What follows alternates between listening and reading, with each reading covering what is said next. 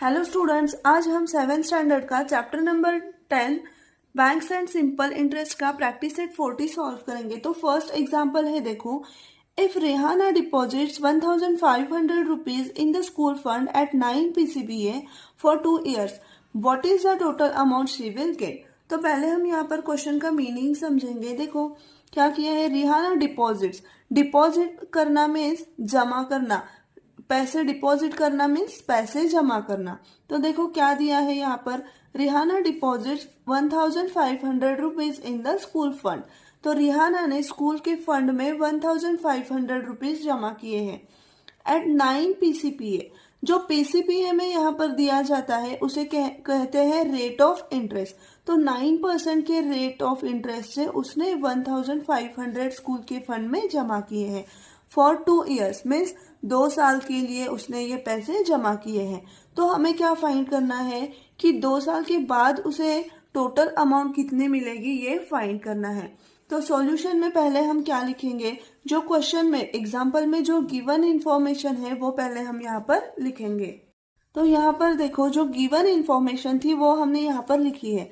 Principal को P letter से, capital P letter से रिप्रेजेंट करते हैं। तो क्या लिखा हमने, principal P is equal to 1500 rupees. Rate of interest जो पीसीपीए में यहाँ पे दिया होता है उसे कहते हैं रेट ऑफ इंटरेस्ट, और उसके लिए आर ये नोटेशन यूज करते हैं। तो rate of interest R is equal to 9%। और टाइम टी, टाइम के लिए टी ये नोटेशन यूज करते हैं। तो T is equal to 2 years। तो ये गिवन इंफॉर्मेशन थी वो हमने यहाँ पर लिखी है। अब हमें क्या फाइंड करना है, टोटल अमाउंट फाइंड करना है। तो टोटल अमाउंट फाइंड करने के लिए हम यहाँ पर पहले टोटल इंटरेस्ट निकालेंगे। तो टोटल इंटरेस्ट का फॉर्मूला क्या है, देखो, तो यहाँ पर देखो टोटल इंटरेस्ट का ये स्टैंडर्ड फॉर्मूला है। Total interest is equal to P into R into T upon 100। तो यहाँ पर देखो पी क्या रिप्रेजेंट करता है, प्रिंसिपल, आर क्या रिप्रेजेंट करता है, rate of interest, and T क्या रिप्रेजेंट करता है, टाइम।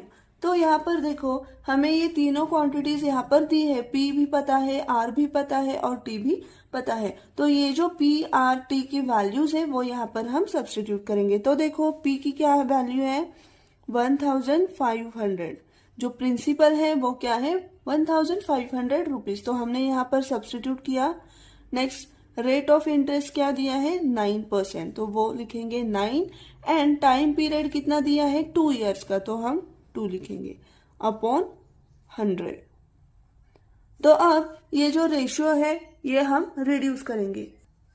तो यहाँ पर देखो ये इस 2 0 को, ये 2 zeros कैंसिल हो जाएंगे। तो क्या रह जाता है यहाँ पर, देखो 15 इंटू 9 इंटू 2, और अपॉन में 1 है तो 1 लिखने की जरूरत नहीं है। तो मल्टीप्लीकेशन लेने के बाद ये हमें वैल्यू क्या मिलती है, 270। तो ये क्या मिला यहाँ पर, टोटल इंटरेस्ट की हमें यहाँ पर रकम मिली। तो ये जो रकम है तो इसे भी हम रुपीज में लिखेंगे। तो हम कैसे लिखेंगे, therefore total interest is equal to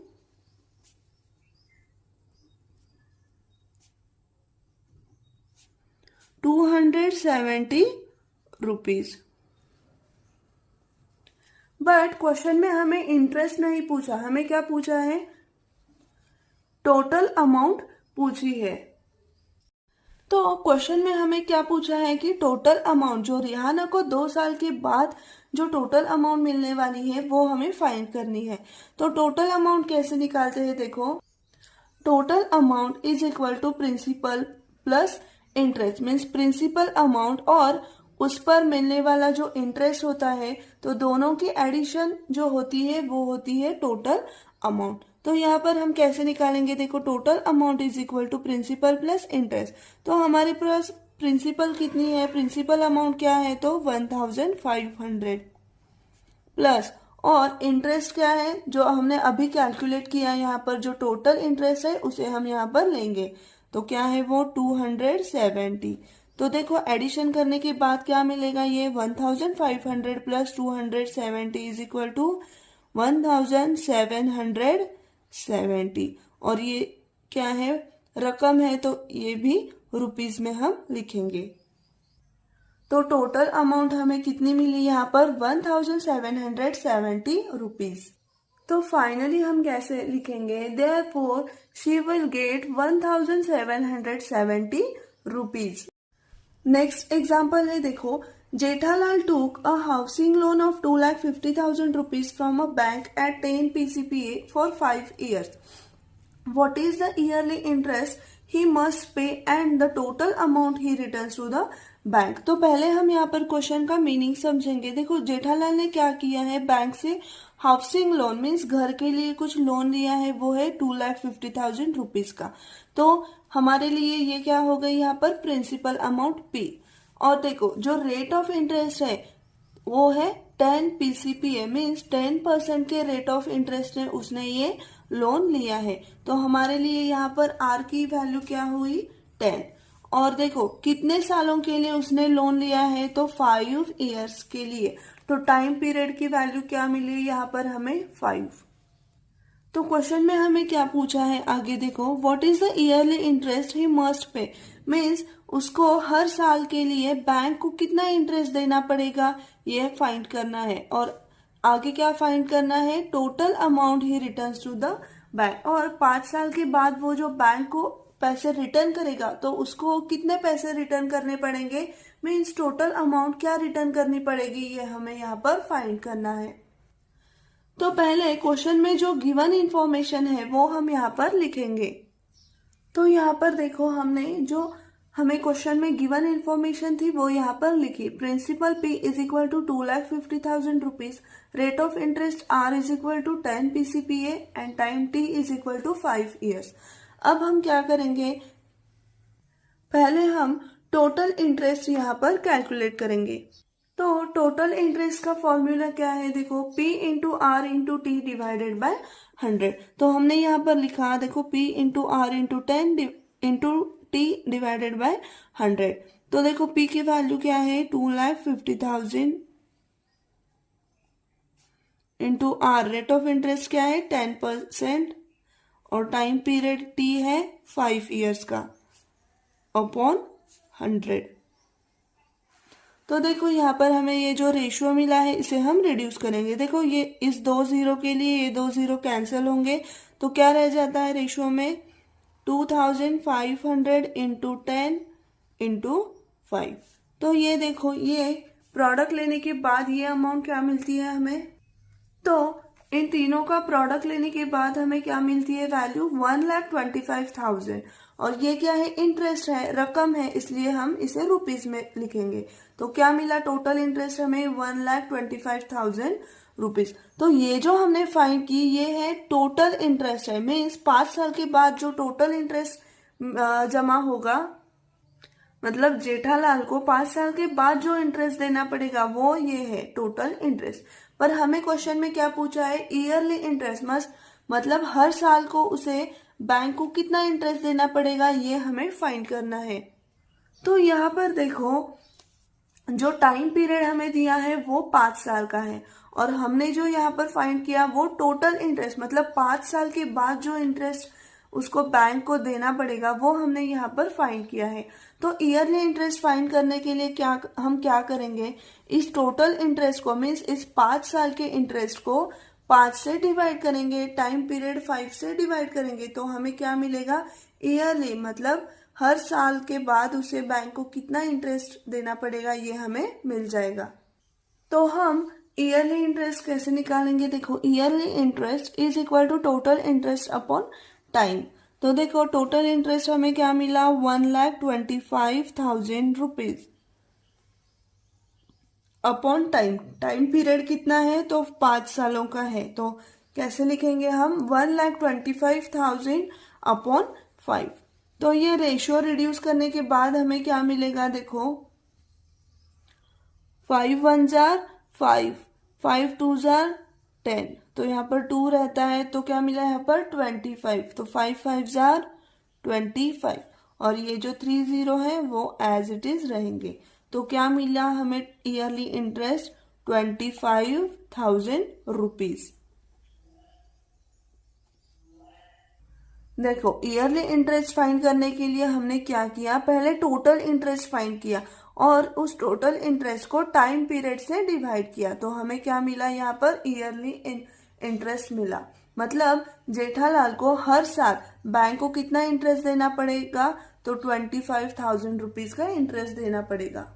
अब आगे क्या पूछा है हमें, मतलब 5 साल के बाद जेठालाल को बैंक को टोटल अमाउंट कितनी रिटर्न करनी पड़ेगी, ये हमें पूछा है। तो टोटल अमाउंट कैसे निकालते हैं, तो प्रिंसिपल अमाउंट में सिंपल इंटरेस्ट और टोटल इंटरेस्ट को ऐड करने के बाद जो हमें अमाउंट मिलती है उसे बोलते हैं टोटल अमाउंट। तो टोटल अमाउंट हम कैसे निकालेंगे, देखो प्रिंसिपल अमाउंट हमारी क्या है इस एग्जाम्पल में, तो वो है 2,50,000 और टोटल इंटरेस्ट हमने ऊपर कैलकुलेट किया, वो कितना किया, तो 1,25,000। तो इनके एडिशन करेंगे तो हमें टोटल अमाउंट मिल जाएगी। तो एडिशन करने के बाद क्या मिलेगा यहाँ पर, तो हमें क्या मिला यहाँ पर 3,75,000 रुपीज। तो देखो जेठालाल को 5 साल के बाद बैंक को कितनी अमाउंट रिटर्न करनी पड़ेगी, तो वो 3,75,000 रुपीज। तो फाइनली हम कैसे लिखेंगे, देखो therefore total amount he returns to the bank is 3,75,000 rupees. Means Jethalal को 5 साल के बाद बैंक को कितनी रकम देनी पड़ेगी, रिटर्न करनी पड़ेगी, तो 3,75,000 रुपीज। तो देखो क्वेश्चन में हमें दो चीजें फाइंड करने के लिए बोली थी, एक जो ईयरली इंटरेस्ट, तो वो हमने फाइंड किया 25,000 रुपीज, और सेकंड पूछा था टोटल अमाउंट, तो वो हमने यहाँ पर फाइंड की, total amount is equal to 3,75,000 rupees. Next example है, देखो Shrikant deposited 85,000 rupees for 2.5 years at 7 PCPA in a savings bank account. What is the total interest he received at the end of the period?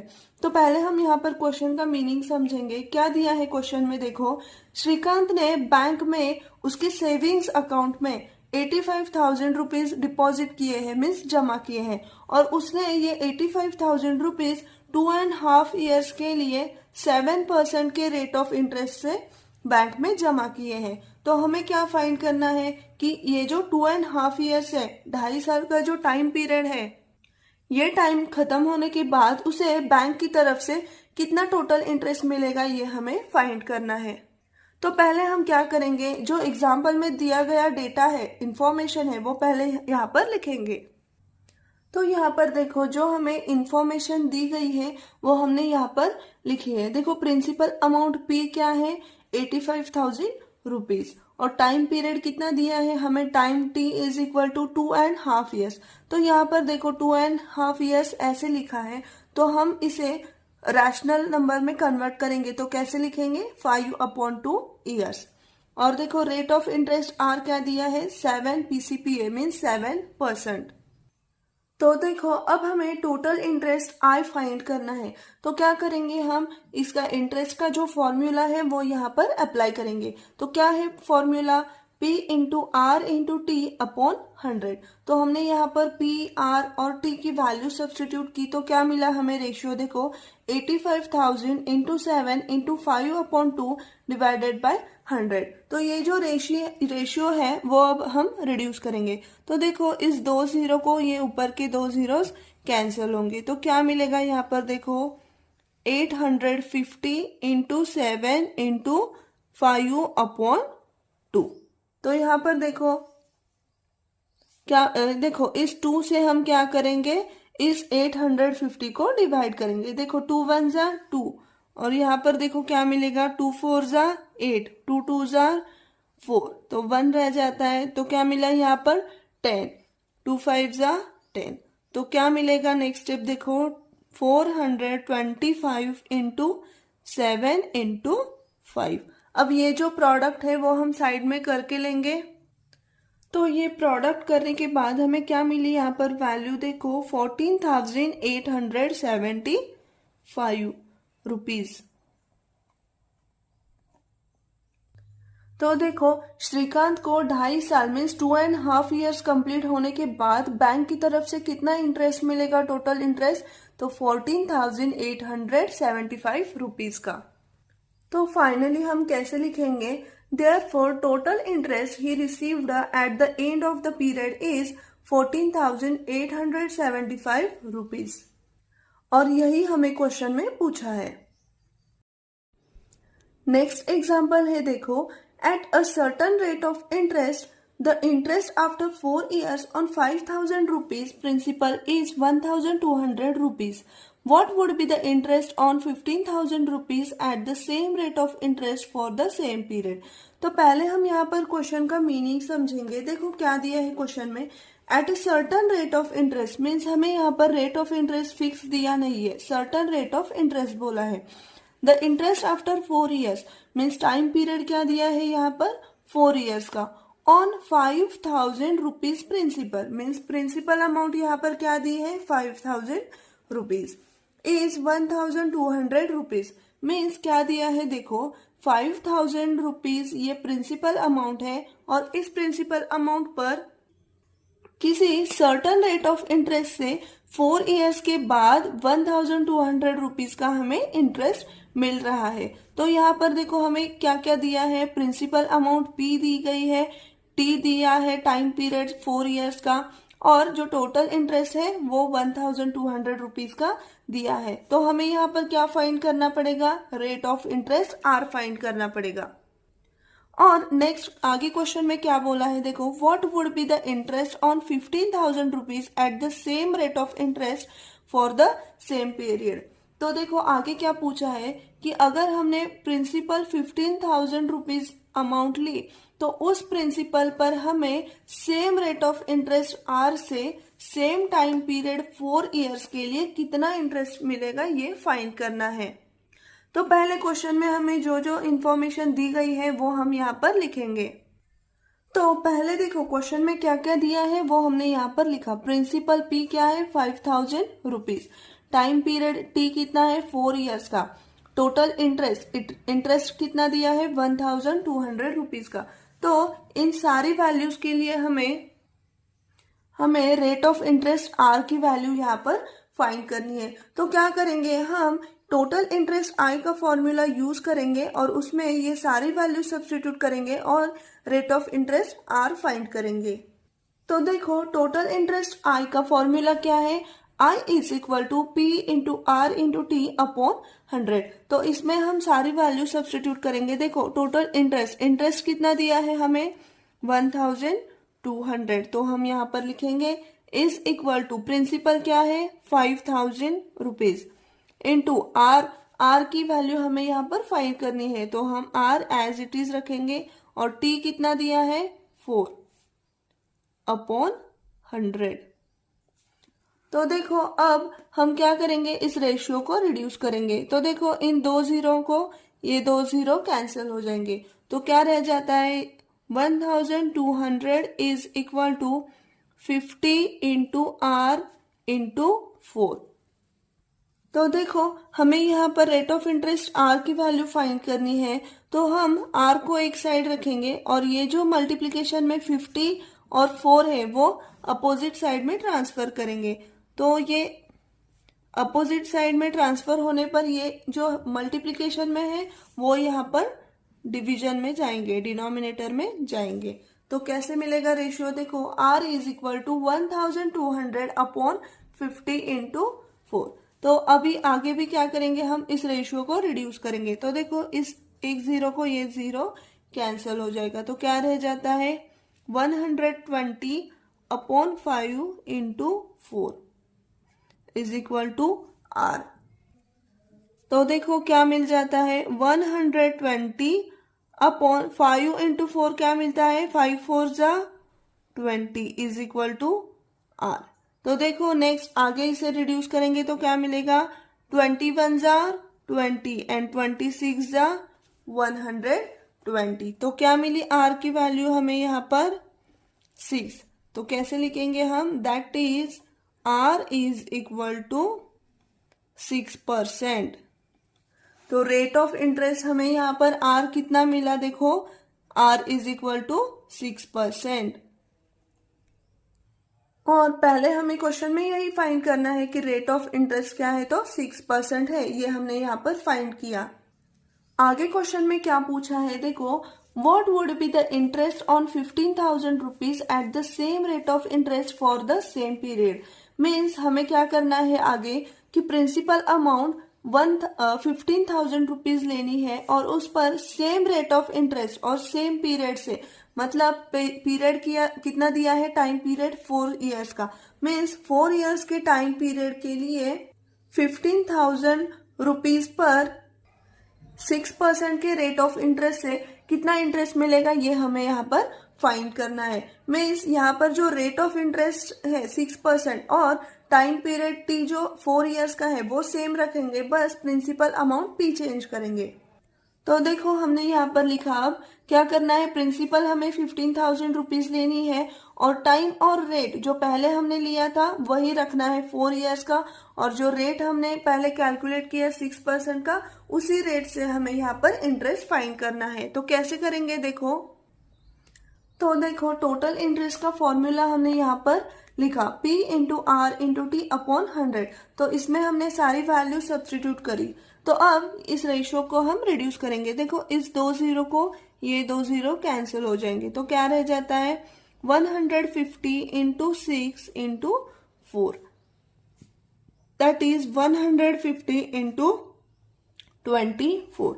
तो ये multiplication लेने के बाद क्या मिलेगा देखो, 24 जीरो जा 0, 24 जा 5 क्या मिलता है 120। तो 0 यहाँ पर लिखेंगे और 20 जाएगा कैरी में। 24 1 जा 24, तो 24 प्लस 12 क्या मिलेगा 36। तो क्या मिला यहाँ पर टोटल इंटरेस्ट हमें 3,600 रुपीज। तो फाइनली हम कैसे लिखेंगे, therefore interest on 15,000 rupees is 3,600 rupees. Next example है देखो, if Pankaj deposits 1,50,000 rupees in a bank at 10 PCPA for 2 years, what is the total amount he will get from the bank. तो पहले हम यहाँ पर क्वेश्चन का मीनिंग समझेंगे। तो क्या दिया है क्वेश्चन में देखो, if Pankaj deposits 1,50,000 rupees in a bank at 10 PCPA for 2 years, means अगर पंकज बैंक में 1,50,000 रुपीज 10% के रेट ऑफ इंटरेस्ट से 2 years के लिए डिपॉजिट करता है, तो आगे क्या बोला है देखो, what is the total amount he will get from the bank.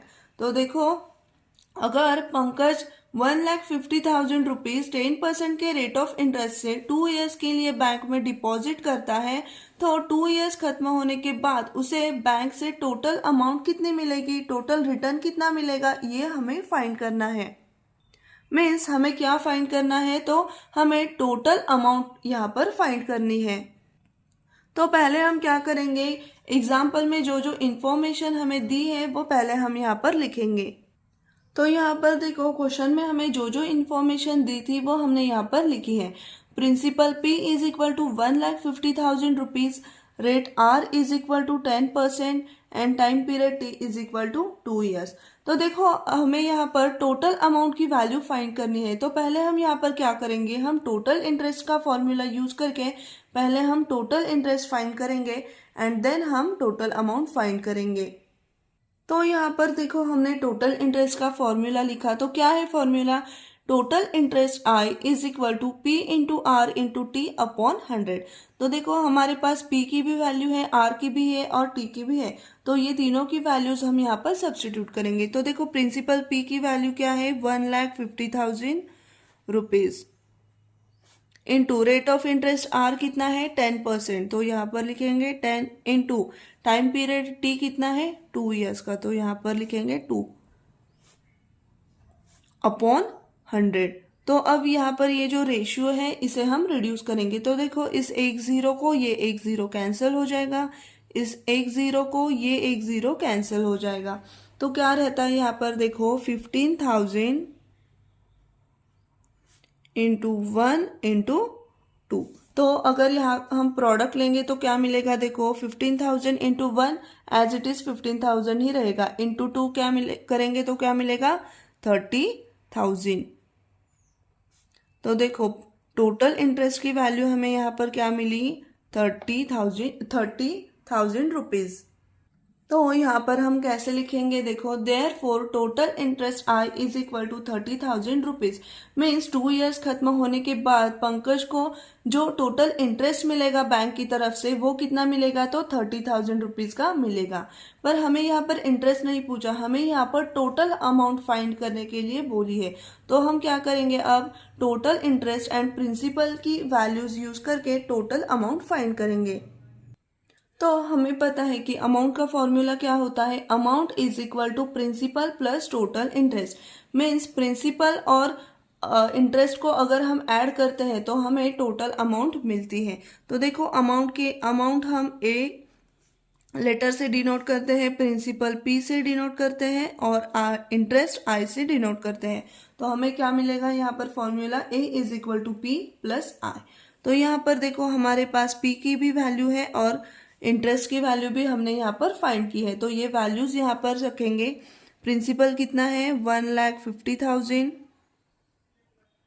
Plus interest कितना मिला 30,000 का। तो दोनों की एडिशन करेंगे तो क्या मिलेगा, यहाँ पर देखो 1,50,000 plus 30,000 is equal to 1,80,000 rupees.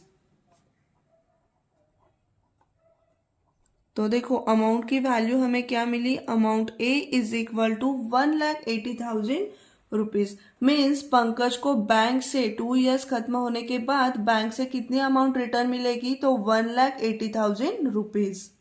तो फाइनली हम कैसे लिखेंगे, देखो therefore 1,80,000 rupees he will get from the bank.